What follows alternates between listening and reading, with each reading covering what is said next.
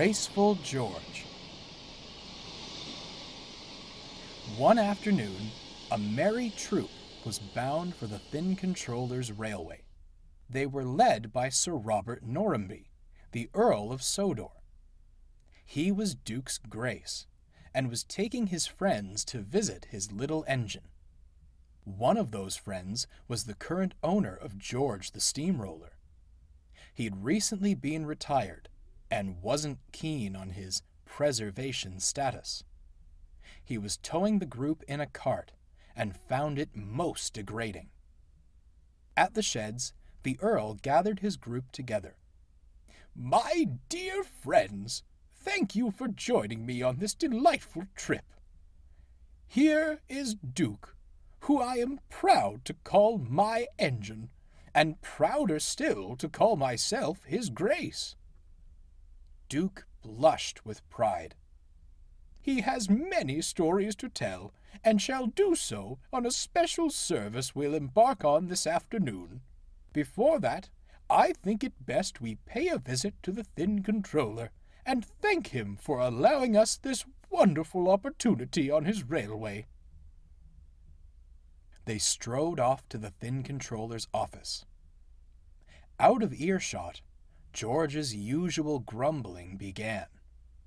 "Ridiculous, the lot of it," he muttered. "I'm not a taxi. I should be flattening your rails. Now that would make a splendid show." "You'd have better luck flattening the pathway to the first station," retorted Duke. "The passengers have complained bitterly about it. At least you'd be doing something useful then." "Huh!" retorted George. "I was built for work, not play. I suppose play is all you little toy engines ever do."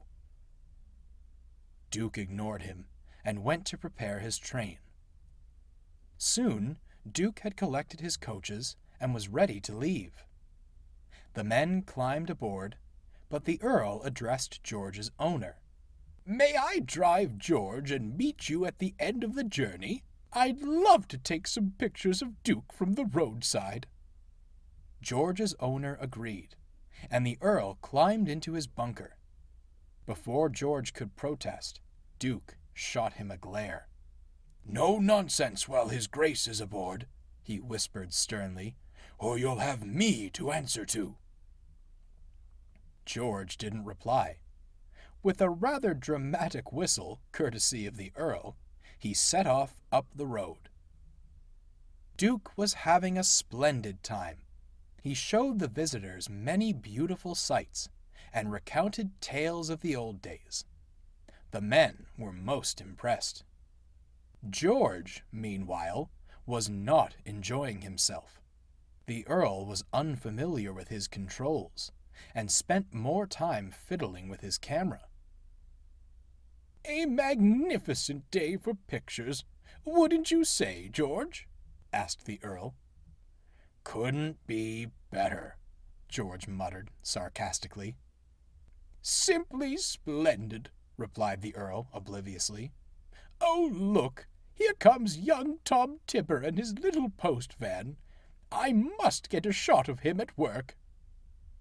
If he hadn't been so busy with his camera, the Earl might have noticed George was drifting into the wrong lane. "Look out!" shouted Tom Tipper, honking the horn furiously. The Earl waved cheerfully from behind his camera before realizing his mistake. He grabbed the steering wheel and jerked George out of the way. Tom Tipper swerved as George rolled from the road and onto the path to the station. "Oh, heavens!" cried the Earl. He was so frightened he leapt from the cab and watched as George got closer and closer to the railway.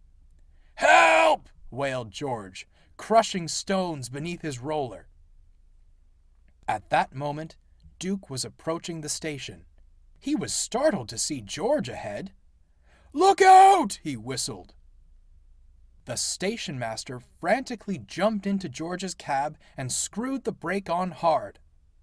With a groan of relief, George stopped, his roller just nudging the rails. Phew, whistled George. I'm not cut out for this. Evidently not, frowned Duke. The Earl apologized profusely, but thankfully George was unharmed. They left him at the station, and Duke continued his excursion. On the way back, George's owner drove him to the shed to collect the rest of the party. George had had enough excitement for one day, and departed, guests in tow, without a word. That evening, Duke told the other engines about the day's events. It seems George did us a good turn, smiled Skarloey. Mrs. Last thinks the path to the station is smooth as ever. Unorthodox as the methods may have been, grinned Duke, helping our passengers would certainly suit his grace.